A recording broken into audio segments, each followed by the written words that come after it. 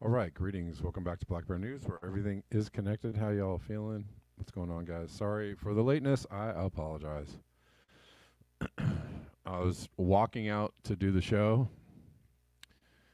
and I was like, I didn't make any coffee. I usually make some coffee before long before I'm supposed to start the show, just to kind of make sure I'm ready to go. But I forgot to do that, and I ain't going to start the show without no coffee. Sorry about that. It's just not going to happen. So here we are. All right. But welcome. Good to see you people on Rockfin. Hello, Rockfinners. I see you, even though it doesn't look like the... Can you guys see a video on Rockfin?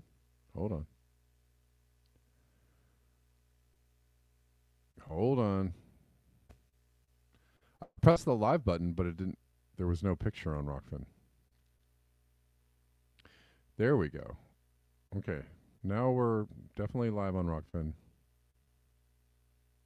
We are live on Callin.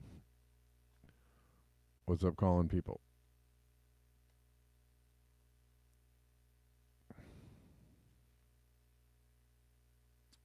All right, let's get into it because time is a-wasting. Fierce heat wave in southern USA, Mexico, Cuba.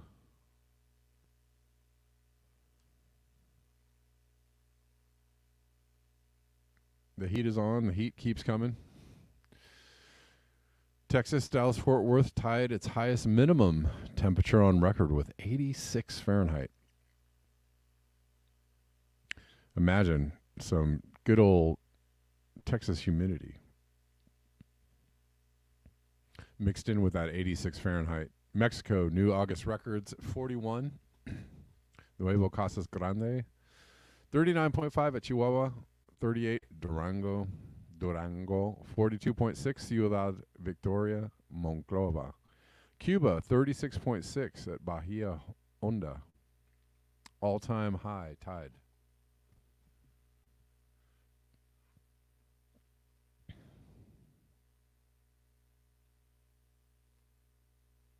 Allison Frank says Tampa International Airport had a heat index of 122 degrees yesterday. God dang it.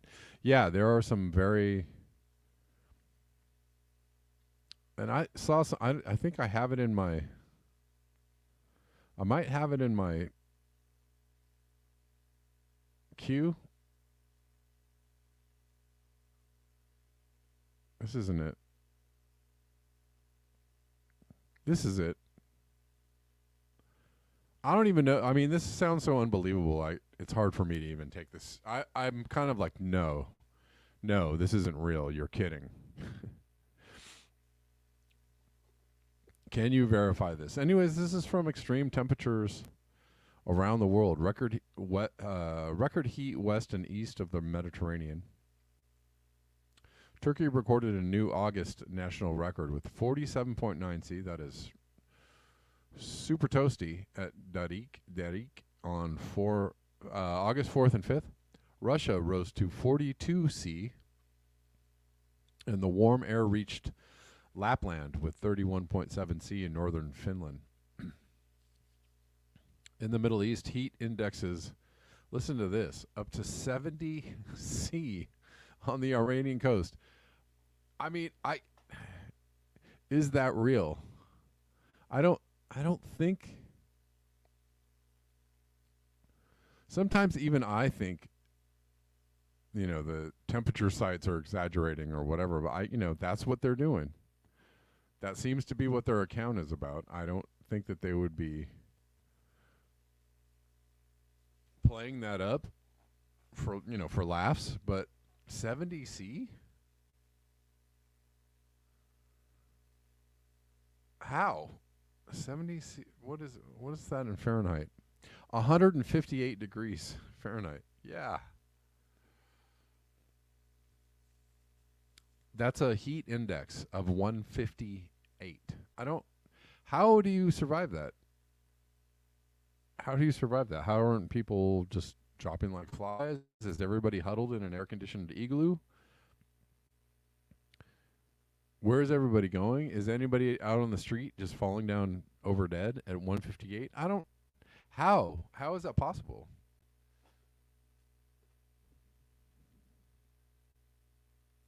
So, on some level, it seems a little unbelievable to me that the heat index could be 70C. Wouldn't there just be dead people laying like roasted corn on a sidewalk? Come on. Or are people are people used to that kind of temperature and they somehow get through it? I don't know.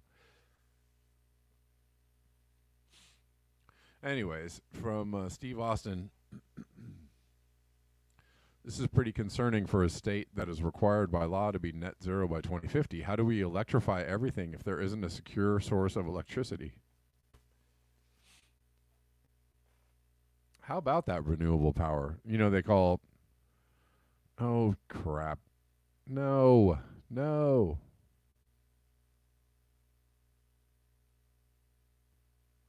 I'm sorry. I was going to read this, but these dang. I want you to subscribe to my website, to my little news channel here. Hold on one second.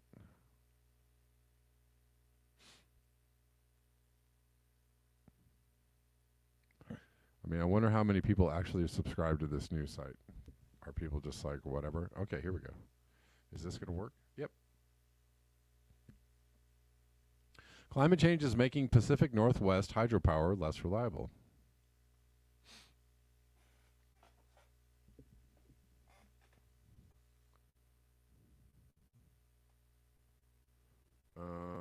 As drought settled in over the Pacific Northwest this year, some electric utility managers did something unusual. They looked to California for hydropower. Right, hydropower is known as, one of the clean energy baskets, right? Just like nuclear power, right? They count that power as, I don't know if they count nuclear power as renewable energy, but they count hydropower as renewable energy, which is just absolutely insane, right? Because it's renewable in the sense that, as long as the water keeps flowing, you're okay. It's renewable in the sense that you have to pump out, thousands of tons of concrete in order to make a dam, in order to make hydroelectric. So, where's how many emissions are offset there? And then you got to maintain it, and then you got to hope the water keeps flowing, and then got to make sure it doesn't crack or break under a huge flood.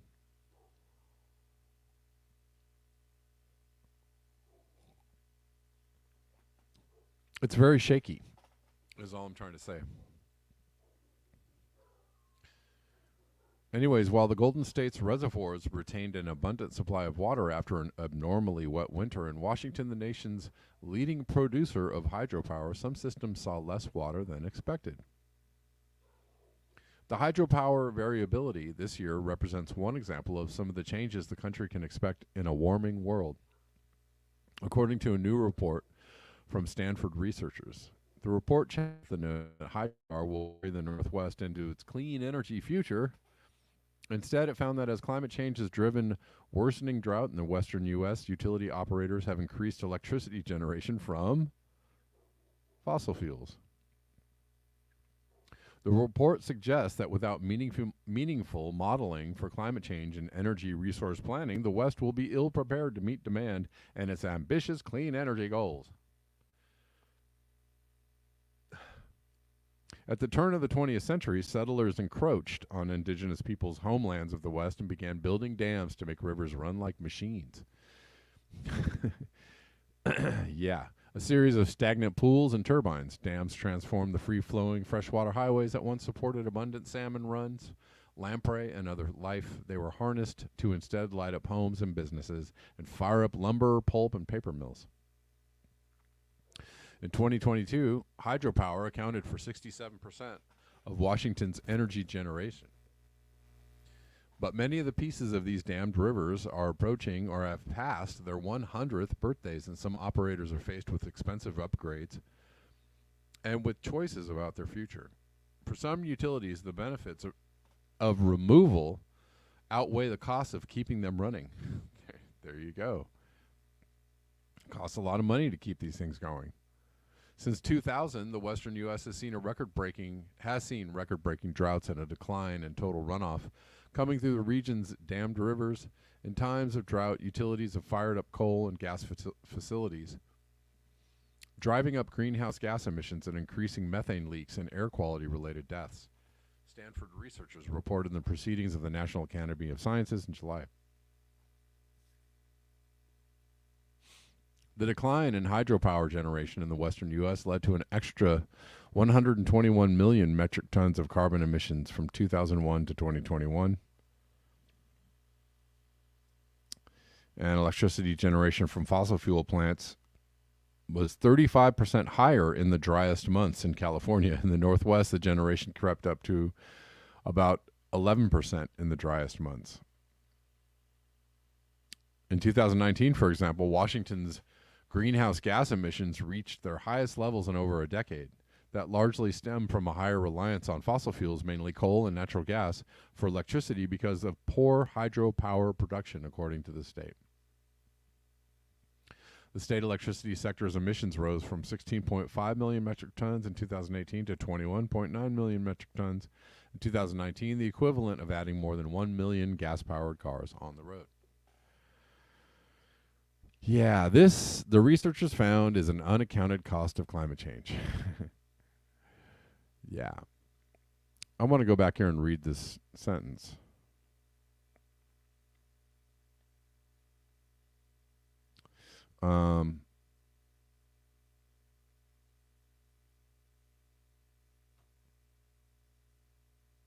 Okay, the report suggests that without meaningful modeling for climate change in energy resource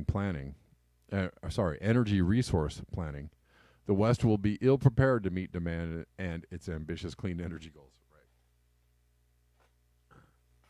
If you don't actually realistically look at what is going to happen with climate change, then you can't prepare for the future. You can't build, if that's your goal, build infrastructure or resilient infrastructure or infrastructure that's going to keep us juiced.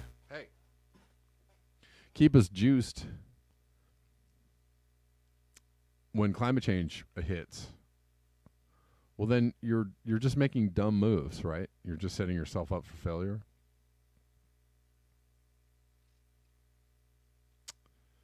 Yeah. And the same goes for nuclear energy. All the people that are like, well, we got to get on this nuclear energy right away because this is the cleanest energy we're going to... No, dude, no.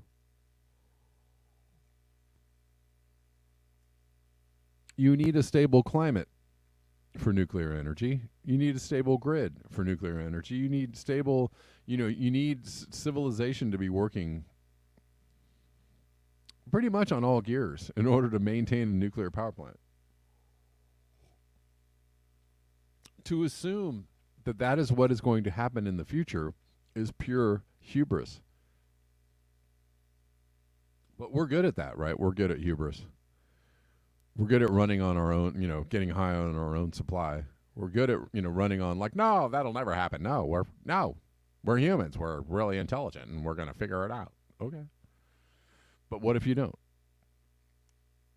What if you don't figure it out? What if things break down? What happens? You have to have, that's called contingency planning. If you don't have contingency planning, or if you don't actually think what the long-term consequences are going to be of the thing that you're building, why are you building it? All these dams should absolutely be torn down immediately because they're ruining the environment. They're destroying the environment. They're not going to work for anybody in the near or long term. They're probably going to be less reliable, less productive. What's the point in having them?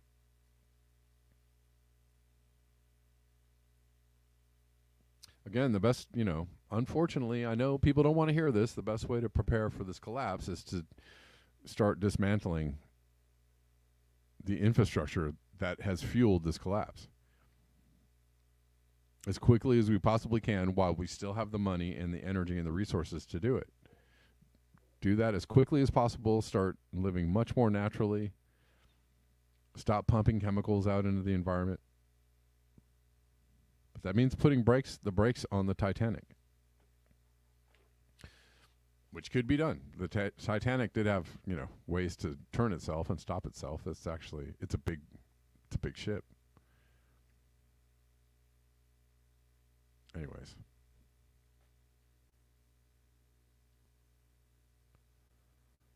But all these renewable energy systems have serious issues.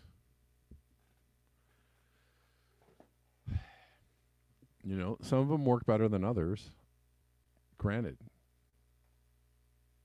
But at the end of the day, we can't have, building all these systems out so that everybody can have all the energy that they could possibly want is a death sentence for the planet.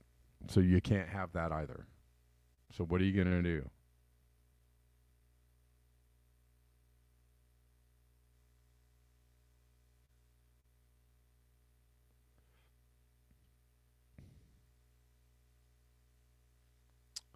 Scott Andrews, good point. Most of the uranium for nuclear energy comes from Russia and Niger. Oops.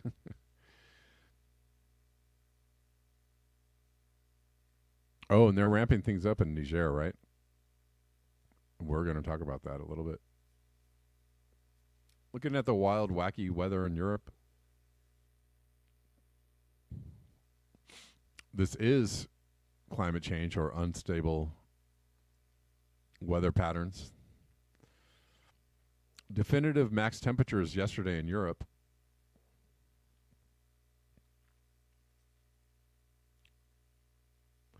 Up to 33.6 C in Rauma, Pinpa. I don't know how to pronounce that. Pinpaa in Finland. Again, third hottest August day in Finland. In Portugal, 46.4 C at Santarém Fonte Boa. That's the highest temperature ever recorded at Santarém for any month.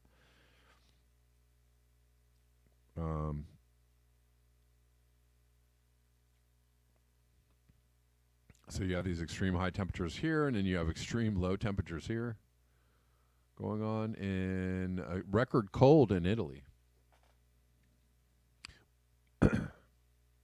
Monthly low temperatures for August fell in different regions, in particular in Sardinia, with 14.2 C at Capo Frasca and near freezing temperatures in the interior of Sardinia with 0.9 C at Ilore, I don't know. 1.8 C at Gavois, 2.7 C at Villanova. Extraordinary for early August.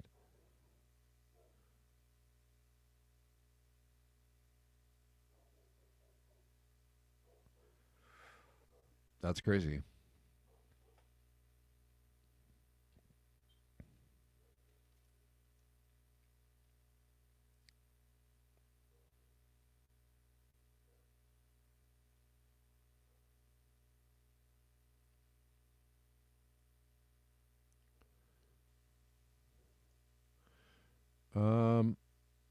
Let's talk about Niger for a second.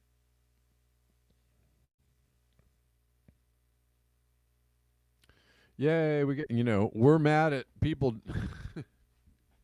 that are threatening our never-ending supply lines. So we got to get them under control, right?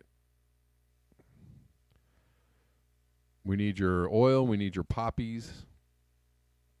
We need your uranium. We need your lithium. If anybody wants to come in and mess with our supply lines, we're gonna go do a little something over there. And of course, call it Operation Freedom and Democracy. Operation Get that warlord, right? Whatever. America's biggest warmonger, Victoria Nuland, met with the military junta in Niger and threatened them. She told CNN that she met with General Musa Salou Barmou, the self-proclaimed chief of defense, and 3 colonels supporting him for more than 2 hours for extremely frank and at times quite difficult conversations. She asked to meet the former president, but was not allowed. Hang in there, Niger. The world is with you. They already broke their noses in Afghanistan. Nice looking lady there.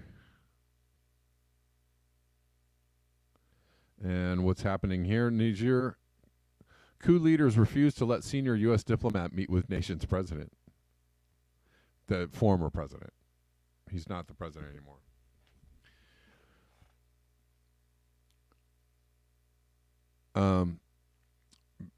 Basically, he's under virtual house arrest. And in speaking of the junta leaders, Nuland said she made absolutely clear the kinds of support that we will legally have to cut off if democracy is not restored. Okay. The thing is I think what they want is fair treatment, and they want democracy. But we're gonna, what we like to do is gaslight and turn things around. And say, no, that's not democracy. Not, the person that's in power is not somebody who we can control. Therefore, that is not a democracy. It's extremely threatening to our democracy. It's extremely threatening to our democracy. If you just say the word democracy, it actually doesn't mean that it exists. It doesn't actually mean, you could just say democracy. And it sounds really nice. Yeah, democracy sounds cool. Wish we had it. Wish we practiced it. It'd be great if we did. Wish we supported it in other countries. It would be great if we did. We don't do that. We just throw the word around, again, as a gaslighting tool. Just like conspiracy theorist or Putin puppet or racist or Trumper or domestic terrorist or, right? Whatever.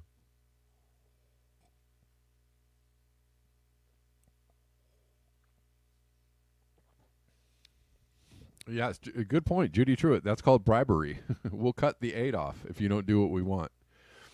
Didn't Trump get impeached for that? He got impeached for the same thing that Joe Biden,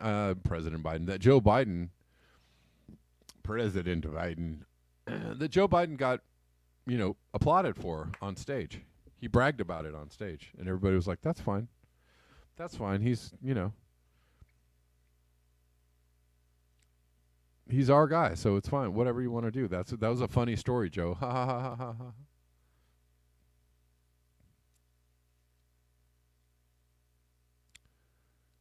She is responsible for starting the war in Ukraine, and there's another one too.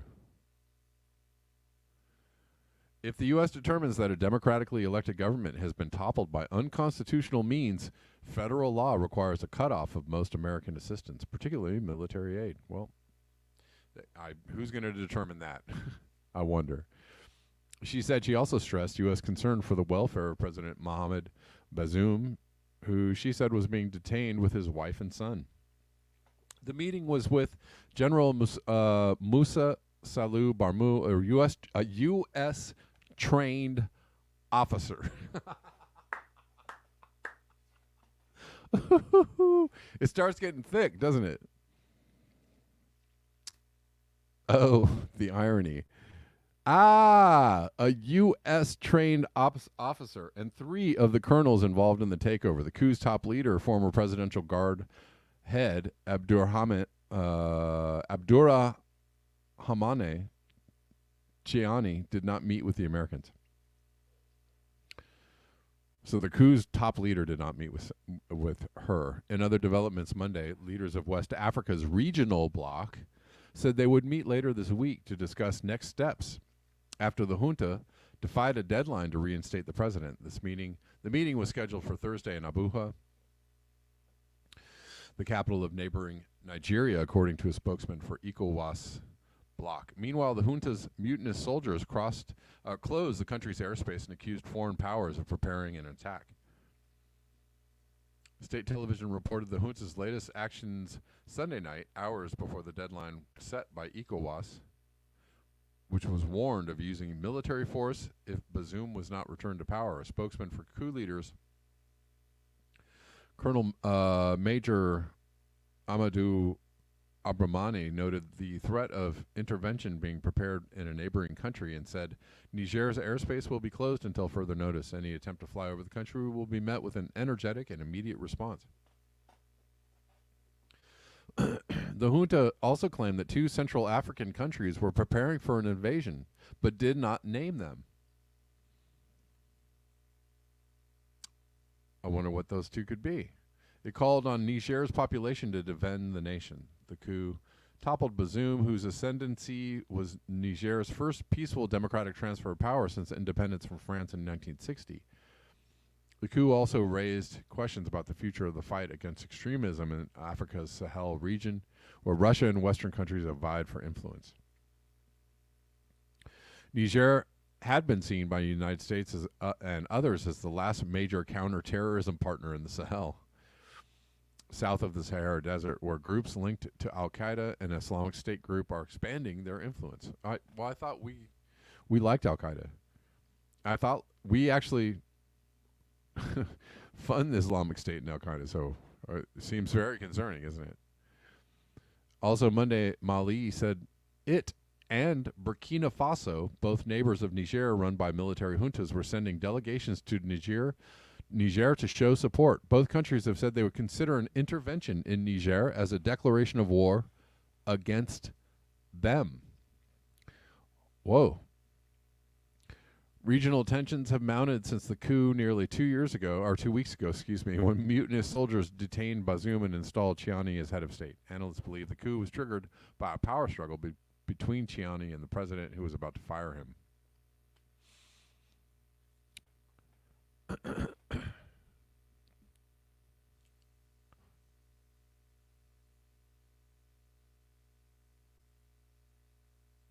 Nigeria's Senate has pushed back on the plan to invade, urging Nigeria's president, the bloc's current chair, to explore options other than use of force. ECOWAS can still move ahead. Move ahead as final decisions are made by consensus by member states. Guinea and neighboring Algeria, which is not an ECOWAS member, have come out against the use of force. Senegal's government has said it would participate in a military operation if it went ahead, and Ivory Coast has expressed support for the bloc's efforts to restore constitutional order.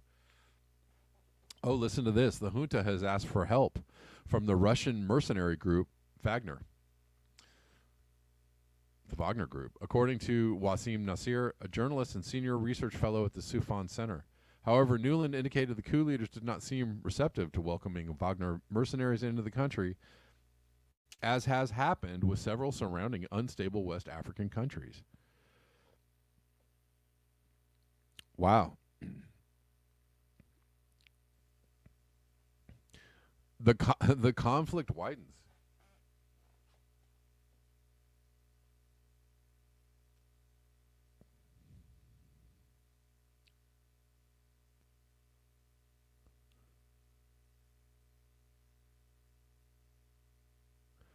Hold on one second. Just a moment, guys.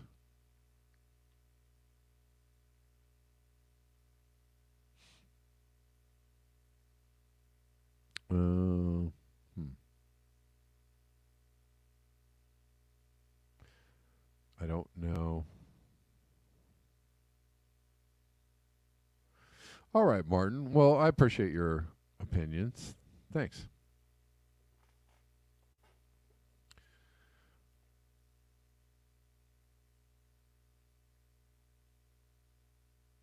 Um,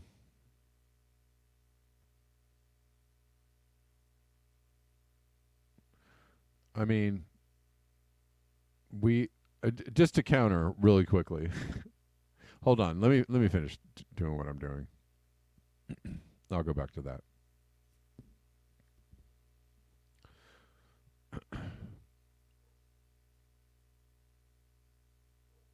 The junta is exploiting anti-French sentiments to shore up its support base and has severed security ties with France, which still has 1,500 military personnel in Niger for counter-terrorism efforts.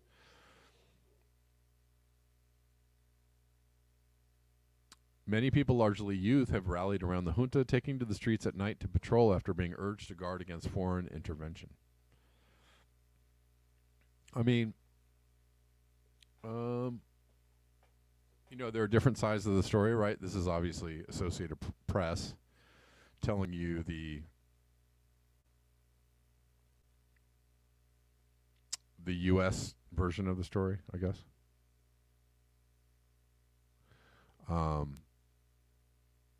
But I want to play something really interesting from military leader in Burkina Faso, who has thoughts. I mean, this could be another. It looks like another place where we're setting up for a showdown between Russia and the U.S.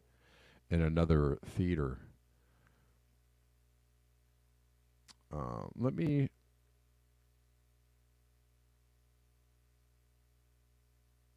see if I can find this. Here we go.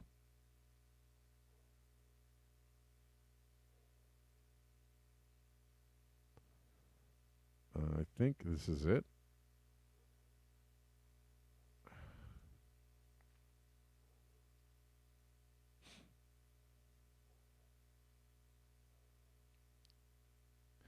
This is a really great speech from Ibrahim Traore, who's talking about, he says, neither the USSR nor the Russian Federation ever tried to colonize, exploit, or subjugate Africa, something the West did and forcefully continues to do in covert ways. Let's listen to this. I don't know if I think I'm going to have to just read this along while he's speaking, because I think he's not speaking English, but this is and also there's no. All right. So, I'm going to read this.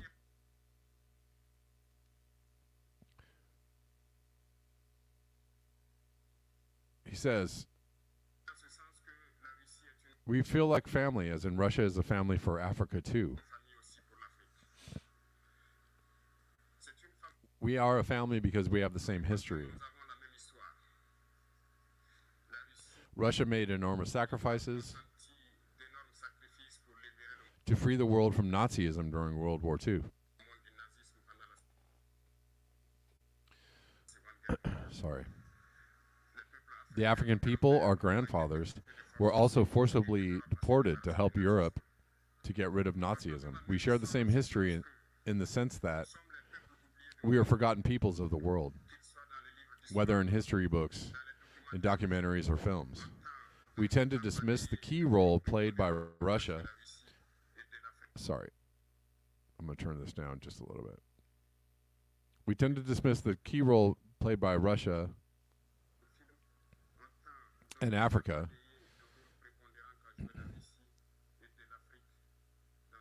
in the fight against Nazism. As far as what concerns Burkina Faso, today for more than 8 years we've been confronted with the most barbaric, the most violent form of neocolonialism, of imperialism. Slavery continues to impose itself on us. Our predecessors taught us one thing. The slave who cannot carry out his own revolt doesn't deserve to be pitied. We do not feel sorry for ourselves. We do not ask anyone to feel sorry for us. The people of Burkina Faso have decided to fight against terrorism in order to relaunch their development. In this struggle, valiant people from 20 populations have pledged to take up arms in the face of terrorism. This we affectionately call them VDP of volunteers. We are surprised to see the imperialists calling these VDPs militias and all kinds of things. It's disappointing because in Europe, when people take up arms to defend their homeland, they are treated as patriots. But that's not the problem. The problem are African heads of state who contribute nothing to these people who are fighting, but who sing the same song as the imperialists, calling us militias, calling us men who don't respect human rights. Which human rights are we talking about? We take offense at this. It is shameful. We African heads of state must stop behaving like puppets who dance every time the imperialists pull the string. Yesterday, President Vladimir Putin announced that he would be sending grain to Africa. We are very pleased. We thank him for that. But it's also a message to our African heads of state, because at the next forum, we cannot come here without ensuring, for those who are not familiar with war, that our people are self-sufficient in food. We need to take the experience of those who have already achieved this in Africa, build good relationships here, and build better relationships with the Russian Federation so that we can meet the needs of our people. Glory to our peoples, dignity to our peoples, victory to our peoples, homeland or death. All right, so that's how they're feeling in Burkina Faso, I guess.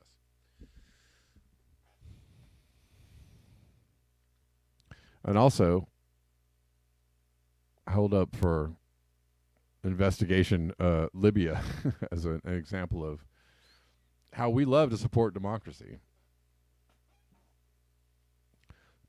Libya was a very successful nation, a very independent nation, and now it is a nation filled with slave trade because we destroyed it.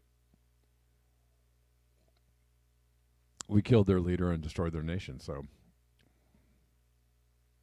democracy. Let me see. Let me go back to this. Martin Rad was saying,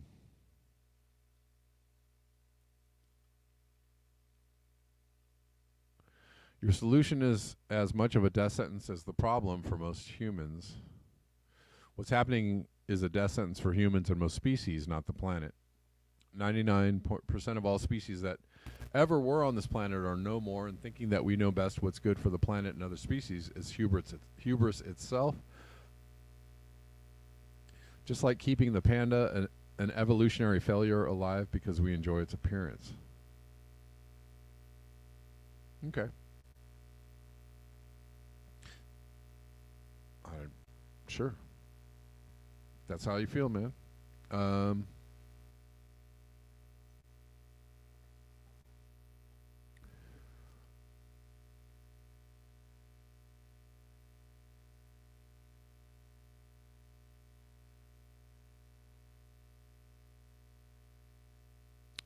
Let's see.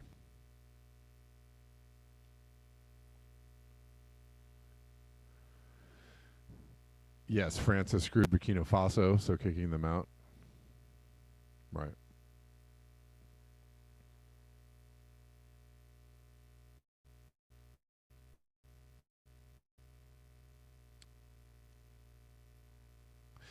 Yeah, I mean, you can there's all kinds of nuance into, who's doing what and who's better than this and who's that, One of the basic, I think, problems is that the people of these countries aren't having their needs met, or aren't, corruption tends to be the norm in a lot of these governments. And the West likes it that way because the West is the receiver of benefits from this corruption, right?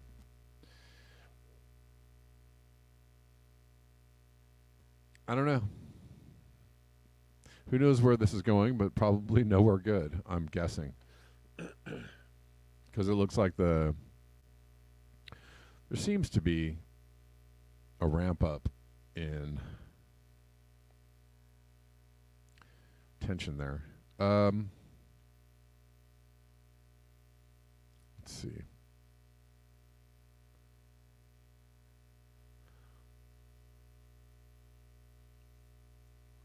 I mean, just to go back to what Martin was saying, it's fine if you think that. I don't know what the point is of being like, you suck because I don't agree with you. I mean, that's fine. I don't agree with people, and I get all irate at them and mad at them too. So, I get it. I mean, I don't know. There seems to be, within, there's a divide, right, which is like doomers and, or what you might think is doomers and people that think climate change is a problem but that we can fix it or something. I don't know. There's all these kinds of divides, and it's just like,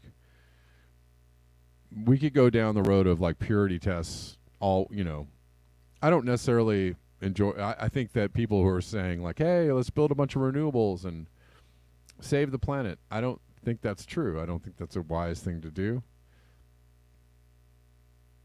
I don't think that's the best use of our time and our energy is to do that. I don't know I don't know exactly what you're talking about, Martin, as far as what I'm proposing. I don't see how that's see how that's weird. But are you proposing that we just go forward until everything goes kablooey? I don't know. Is that a good thing to do?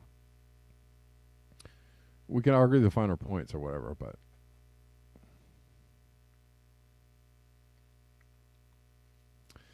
and then there's people that are just like, humans are just, the worst scourge of the earth, and it'll be better when we're all dead.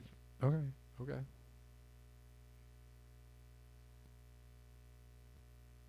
Okay. If that's your thing, it's just, whatever.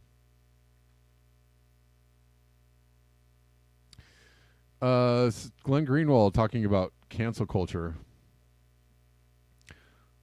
and going back to American imperialism. Oh, just one more thing to say about what Martin said. Like, what I'm proposing is to be kinder to the planet. I'm not proposing that we kill people or that we send people to a death sentence. I don't know what you're talking about.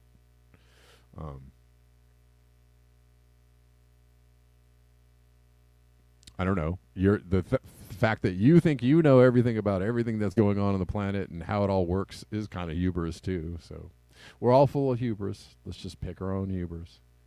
Just as long as you know that you're full of hubris. Okay. I might be full of hubris myself. But, I'm mad. Let me get really mad. Mad on the internet. Mad on the internet.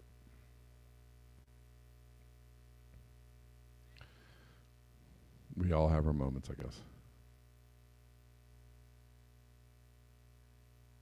guess. What's more interesting than what someone gets canceled for is what they don't get canceled for. The people responsible for this, the greatest crime of the last 25 years, weren't canceled. In fact, they are the ones at the peak of power in mainstream U.S. politics media, and many of those people are still in power.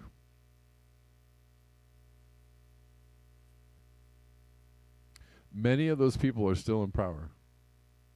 Let's watch this. Welcome the invaders. It would become a disaster. Still, nobody knows exactly how many people died. Just 300,000 Iraqis were killed by direct violence between 2003 and 2019. 179 British Armed Forces personnel were killed in Iraq, and nearly 4,500 American troops had died by 2010.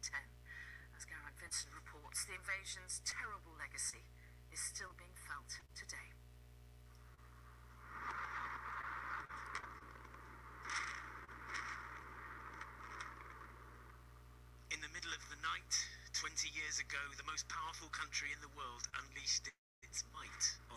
Iraqi capital.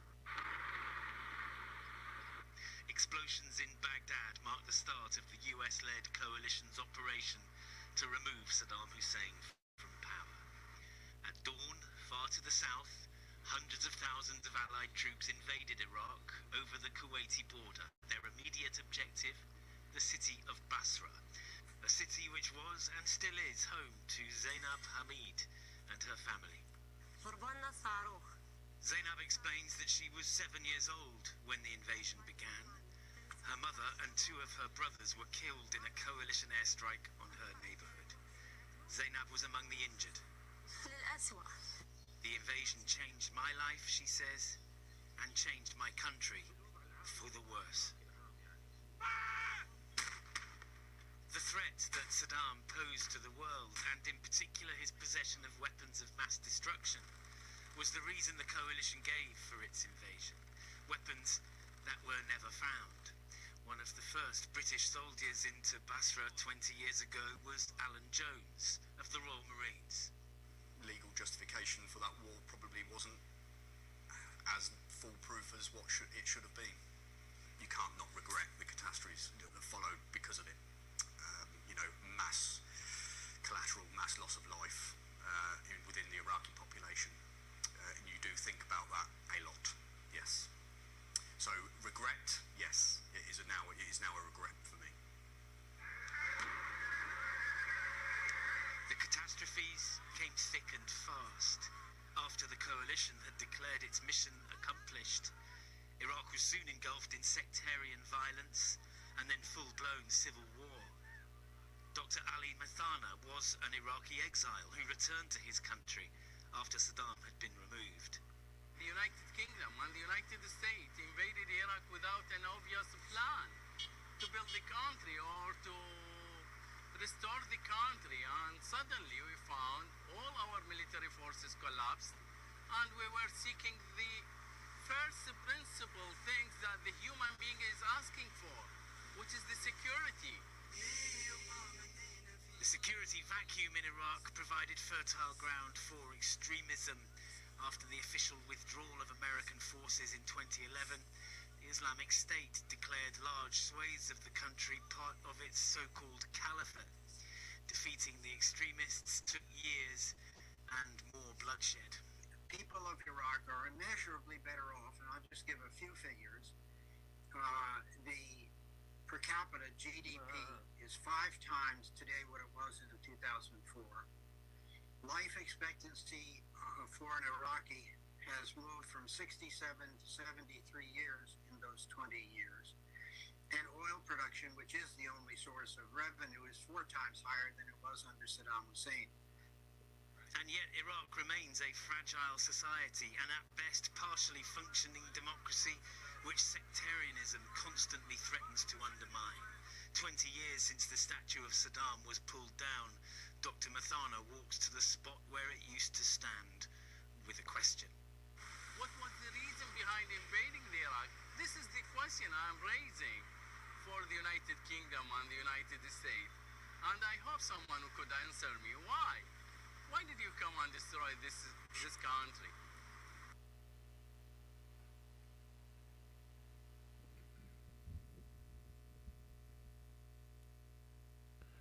Because we could, sir. Oh, Martin, I'm glad you're still here. Well, I'm not actually suggesting dismantling the system without solutions. I'm talking about there are solutions. There's restarting the hydrological cycle. I mean, I've stated my list of solutions several times on the show. In fact, I do it constantly. The issue is whether anybody will go along with it or not. But you can get people to go along with it if you take the profit motive out of the information, if you take the profit motive out of the things that you need to do, if you say, if you actually have a public, an NPR that isn't funded by Bill and Melinda Gates or the Rockefellers, if you have an NPR that's actually funded by scientists, by the government, by, a scientific foundation that has no money ties, and says, hey, we're in a bad way. This is what we're going to have to do. We're going to have to kind of slowly get off of, stop relying on the infrastructure, as we know it, the economy as we know it. We're going to have to grow our own food. We're going to help people transition in this way. We're going to bring all the military home. We're going to close all the military bases. We're going to use that massive, massive military budget that we have to fund, basically, we're going to turn the military around from, being the police of the world and bring them all home, and we're going to have them go out into the country, right? Throughout the country, and help people, become sustainable, help people grow their own gardens, give people food, make sure people have homes, make sure people have medical care, right?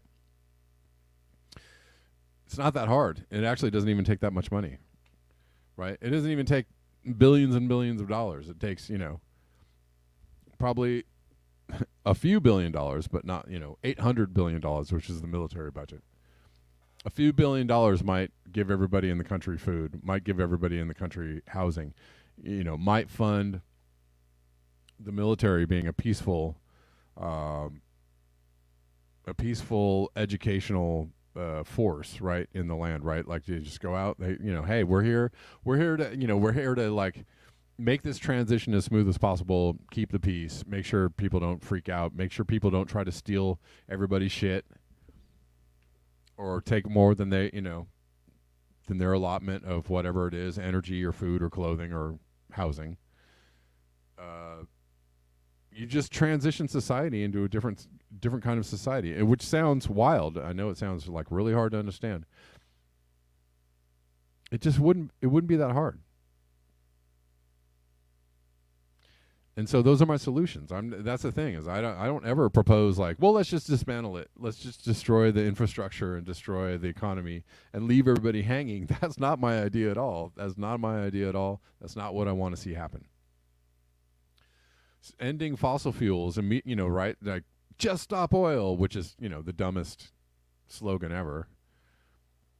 Just stop oil. If you just stopped oil, a lot of people would die. With no, without any plans to help people out when you do stop oil.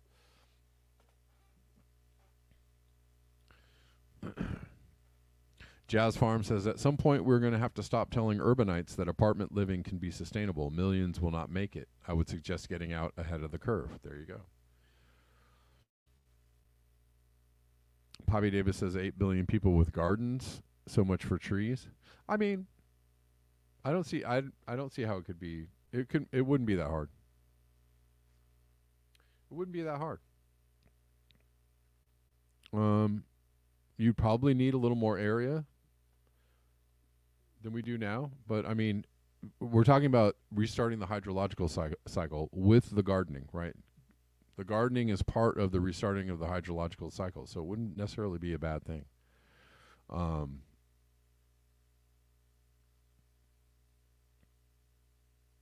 And you'd have to just start letting people know that we can't support, so many people on the planet. That doesn't mean who you're going to kill first. That means, hey, look, we're going to have to be wise about the children we bring into the world. There are less resources. There's going to be less for everybody we can't support. Everybody having 6 kids, we just can't do it. Sorry. How about 1? You let the population age out, and they will age out. It's only going to take a generation for a lot of people to age out. People die. That's what happens. And you bring less people into the world. As you bring less people into the world, you bring less stress on the resources of the world. It's a very simple equation. You just have to allow people to have conversations about this without stigmatizing it. Which is on purpose. The whole thing about like, who are you gonna kill first? Oh my God, they want to kill you. You're the carbon that they want to reduce. All of that that's a propaganda campaign. You can't talk about population on the right or the left, and that's by design. If you talk about it on the left, you're racist. If you talk about it on the right, you're Klaus Schwab.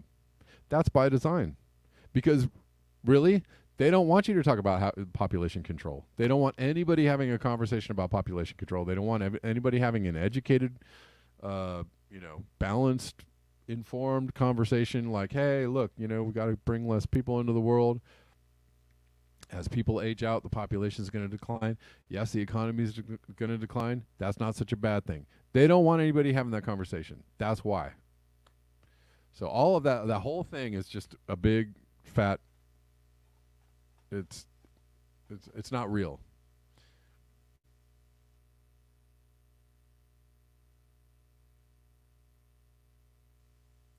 Jazz Farm says, think about dispersing all of Manhattan out into the Midwest. Nothing would be left.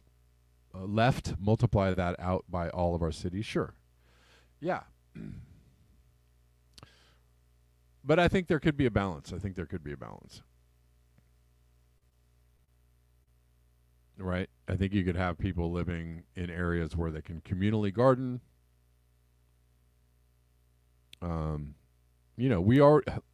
We already grow massive amounts of food in this country. We have massive farms. We have massive amounts of food.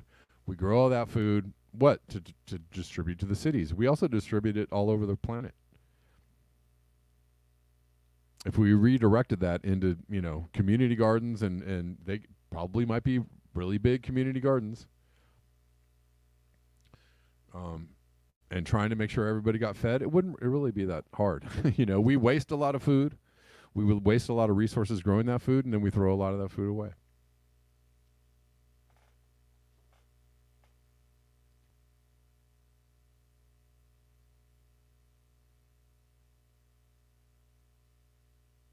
Anyways, those are my thoughts. I know that there's, you'd have to have somebody sit down and do the math and crunch the numbers and see, what would be necessary to feed people. But if you're not exporting food for profit, which is what we're doing, if you're not throwing away all the food that you don't sell for profit, which is what we're doing, you could feed a lot of people.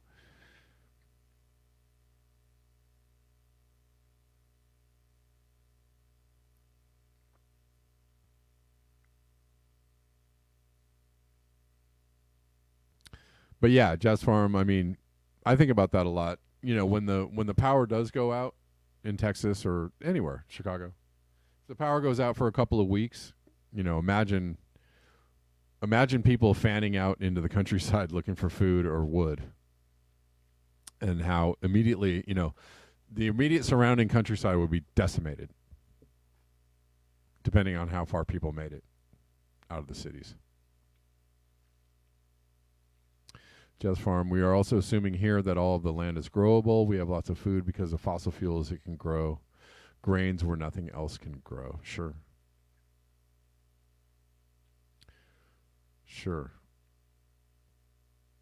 I mean, it wouldn't be easy. I'm not saying it would be easy. I'm just saying we could go a long way to doing it.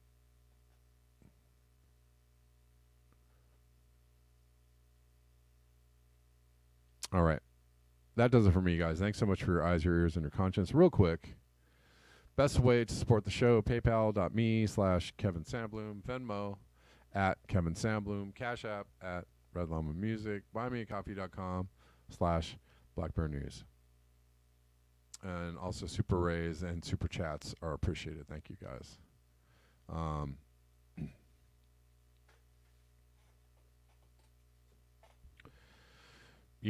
What if we were like, okay, we need to feed 8 billion people for, this amount of time, and then people are going to age out, and we're going to have, we're going to assume that we're going to have less of a population in 20 years or 30 years or 40 years, right? Now we need this much food. Now we need this much food, right?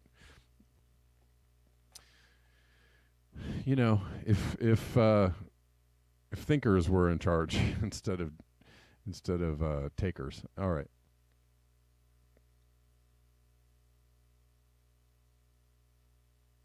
All right, guys. Thanks so much. Until next time. Peace.